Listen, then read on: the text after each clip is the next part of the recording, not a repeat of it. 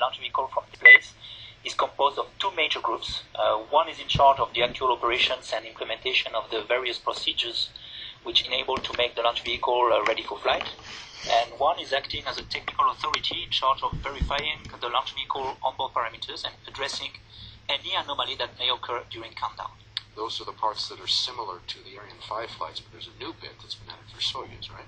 Yes, the peculiarity on Soyuz is that these two groups are each divided into two subgroups. The first one being dedicated to European systems, led by Jean-Pierre Baillet on the one hand, by the Ariane program production manager, Denis Schmidt, on the other hand, and the second one dedicated to the Russian systems, led by Dmitry Baranov and by the Soyuz program production manager, Valery Kapitonov. In the final moments of the final countdown for the second Soyuz flight of French Guyana, you can watch it on the website at arianespace.com. The excitement here has been very high, you can imagine, all week. It's another one of those moments now. All eyes on the computer screens here in Jupiter, all ears at the telephones as we approach liftoff. We should be starting to hear the DDO calling out. There he is, calling out the final operations, and this was one of the umbilicals that were released. Yeah, we just saw the drop-off of the umbilical connector 2 minutes and 24 seconds prior to liftoff. So it means that there is no longer umbilical connection with the launch vehicle now, and for customers, this means that there is no longer actual monitoring and control of the satellites. However, for the main payloads, customers may still decide, as did Pléiades, by the way, to use a limited number of last distant connections through the three-stage vehicle, which will remain until liftoff time and also after in case of aborted launch, for instance. DDO calling out the electrical umbilicals on the satellites have been released. They drop into a metal basket designed for this purpose of retaining them. I don't know if we saw that or not. But less than 2 minutes to go. Final countdown leads to the simultaneous ignition on the Soyuz of the central core stage and the boosters, followed 20 seconds later by liftoff. Can you please explain for us the ignition sequence? It's different from Ariane's. It'll give people an idea of what to watch for. 20 engines are lit at once. Yes, the simultaneous ignition of the Soyuz first and second stages means that 20 combustion chambers start to be operated, 4 on each strap-on booster and 4 on the central core. The first is built up in 3 steps to enable monitoring of the engine parameters and potentially abort the launch in case an anomaly is detected. The DDO is going to call out the 1 minute mark. So these steps are the following. Step 1 is the low thrust level starting at H0 minus 15 seconds. Then at step 2, the thrust is increased a little bit to an intermediate level. This is done at H0 minus 7 seconds. The last checks are performed, and at step 3, we have the full thrust, which is reached at H0 and which enables liftoff. There goes the gantry. We are ready to go. Watch for that. At minus 3 seconds, the order is given for the third and final phase, full throttle for liftoff. The DDO will call out the final 10 seconds. We'll let you watch and be back once Soyuz has begun her mission. Début de la séquence d'allumage lanceur. Largage VKM. Allumage lanceur. 10, 9, 8, 7, 6, 5, 4, 3, 2, 1, top. Décollage.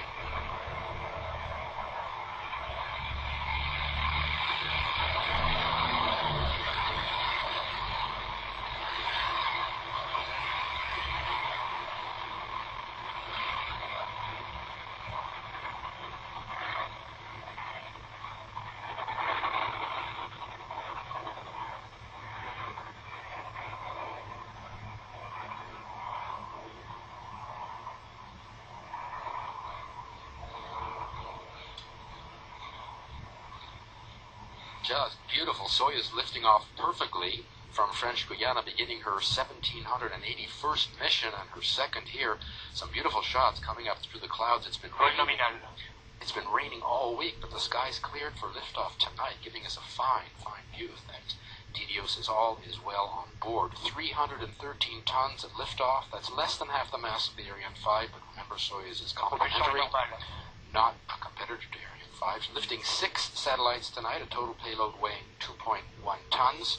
Ariane 5 can lift roughly 4 or 5 times that much. But the boosters are the first stage. That's another difference between Soyuz and Ariane. Yeah, the strap-on boosters and the central core burn together in this first phase of flight. The 4 strap-on boosters, as you can see, are the 4 tapered cylinders around the central core, each equipped with the RD-1078 engine burning liquid oxygen and kerosene. The thrust is transferred to the rest of the launch vehicle through ball joints, which are located at the top of the cone-shaped part of the boosters, each being attached to the central core by two rear struts, which break at separation once the predefined velocity has been reached. Tell us something else about the central core. That's also the second stage, right? Yes, and it uses a slightly different engine, the RD-108A, but it also burns liquid oxygen and kerosene, and it is reinforced on its upper curve at the interface with the strap-on boosters to carry the load supplied by the latter. And the DDO just announced that the boosters were properly separated. This is what happens up there. I think you saw that on the screen there. 47 meters of altitude, roughly. Can you give us an explanation of the curve on the upper left-hand of the screen? Yeah, actually the top left is velocity versus distance on ground. And the bottom left provides you with the side angle, indicating the direction followed by the vehicle in degrees, the altitude in kilometer, and the velocity in kilometers per second. So our altitude now 77 and climbing our speed to 2 kilometers per second. We're coming up to the next milestone jettison of the fairing. The fairing consists of 2 half shells, which should provide protection for the payloads during liftoff, like Ariane 5. Weighs 1,700 kilos, measures 4 meters by 11. The DDO says everything is fine. I'm on board. Yes, the fairing is the ST large fairing tonight, by opposition to the S small fairing, which used to be the baseline for the first Soyuz frigate flights in Baikonur. It was decided a few years ago to award CSKB Progress with a contract to develop the ST fairing to accommodate larger payloads, and this was made possible by the introduction of the digital control system on the Soyuz vehicle, as the former analog control system was not able to control Soyuz with such large fairing and subsequent increased aerodynamic forces on the upper part. The fairing built by TSSKB Progress at the Samara Space Center, which also designs and develops the first 3 stages. The satellite's going to 3 different orbits tonight, 3 different altitudes. There's the fairing separation. You see how the pyrotechnic cord's blowing the fairing away, getting rid of the 1,700 kilos that we don't need anymore. That's the reason why we jettison the fairing now? The reason is that at this altitude, the air density in the atmosphere is very low, and therefore the aerothermal flux on the launch vehicle is considered low enough to remove the fairing, which was initially used to protect the satellites against heat and against contamination. Of course, as soon as part of the launch vehicle, any part of the launch vehicle becomes useless, it should be jettisoned. And this should be made also knowing that the fall-down areas are such that no property damage, no bodily injury will be caused by the debris on Earth. You can see the satellite's top satellite playhead exposed and the 4 hélices underneath. Coming up on the separation of the second and third stage, a particularity of the Soyuz, whereas with Ariane we separate the lower stage before igniting the upper stage, Soyuz does just the opposite. Third stage is ignited 2 seconds before separation of the lower stage, the second stage. The lower part of the third stage, called the skirt, is used to channel the flux of this third stage motor ignition down toward the stage below, where it rebounds, which gives an added thrust, assisting separation. And the third stage skirt is then separated 30 seconds later. You should be hearing confirmation. Allumage du bloc I. There we go. Séparation bloc A bloc I. Block E is also another term. The third stage, yes. The third stage. So the third stage has been Largage de la jupe arrière du bloc I. ignited, and the second stage has been burned out and separated, occurring right on time.